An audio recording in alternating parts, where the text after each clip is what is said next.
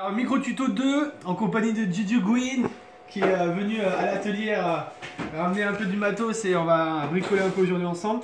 Donc je vais vous montrer un autre truc qu'on fait très souvent, c'est réduire au strict minimum la taille d'un X4R SB ou des 4R2, c'est à peu près pareil. Donc à force d'avoir massacré 25 récepteurs radio dans ma carrière de pilote, j'ai commencé à trouver une technique assez rapide. Donc première chose, c'est qu'on enlève le papier. Ensuite, on arrive avec une pince coupante, il faut un bec très pointu comme celui-là. Et donc là, Florent, il va vous montrer. D'abord, j'attaque la partie l'étage du dessus. Donc je coupe toutes les pines du dessus. Une fois que les pines du dessus sont coupées, je vais venir donner un coup de pince sournois entre les deux épaisseurs. Et là, en fait, on peut voir qu'on les fait partir un par un. Alors là, j'ai pas raté mon coup. Ça marchait mieux l'autre fois. Donc il faut d'abord en fait enlever les pines du dessus. Voilà. Ensuite, on se retrouve avec que les pines du dessous qui sont coincées par le plastique. Alors la technique, c'est un peu de pousser la partie noire pour avoir un peu de place pour passer la pince, pour être plus confort. Sinon, on y va plus vite. C'est que on va y foutre la pince et on va couper les pines du bas. Alors, normalement, quand tu les coupes, ils viennent. Voilà. Et voilà. Donc là, en fait, on a coupé tous les pins. On retourne notre récepteur. On le coince sur une petite pince à étau en plastique. C'est très pratique. Derrière, on sort le fer à souder à blinde. Hein. Il faut qu'il soit très chaud.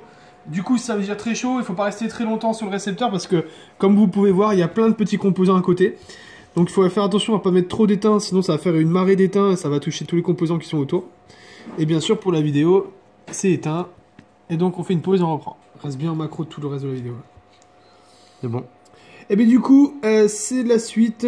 Fer à souder très chaud, on rajoute de l'étain. Et en fait, on va enlever les pins 4 par 4. Donc déjà, tu les aides un peu en les faisant descendre, en les poussant vers le bas. Donc d'abord, tu fais chauffer. Ensuite, avec la panne, tu les pousses vers le bas. Comme ça, ils sont à fleur. Et après, la technique, c'est tu fais chauffer et tu donnes un coup. Et comme tu vois, ils sont partis. On fait le point. Ouais, c'est parfait, nickel. Et donc vous allez voir, c'est vraiment pas difficile. Moi avant, je me rappelle la première fois que j'ai fait ça, mais ça m'a pris au moins une demi-heure. Messire, ça puire. Ouais, il y a beaucoup de fumée, beaucoup de feu de soudure. Donc là, on les fait bien descendre. Là, je vais essayer de faire un combo. T'en peux plus là. Attends, il faut bien tous les faire descendre. Et normalement, quand ils sont tous descendus, tu fais un combo. Combo. Et là, il n'y a plus rien, c'est fini. Quand on se débrouille bien, on peut les faire tous d'un coup. Ah, combo. En plus, il y a des trous parfaits. Ouais, ils sont déjà percés, on peut voir et tout. On peut mettre le câble.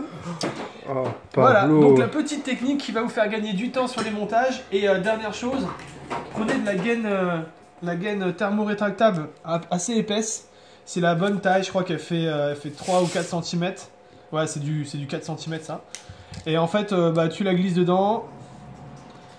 Tu coupes à la bonne taille et ensuite quand tu chauffes, tu fais attention à ce que le bouton il soit pas tout le temps pressé. Sinon en fait ça fera des petits problèmes on va dire puisque en vol il sera tout le temps en face safe, ça va être bizarre. Donc voilà, voilà comment gagner beaucoup de temps sur un montage et en le rendant tout petit. Allez micro tuto terminé, maintenant on finit la machine.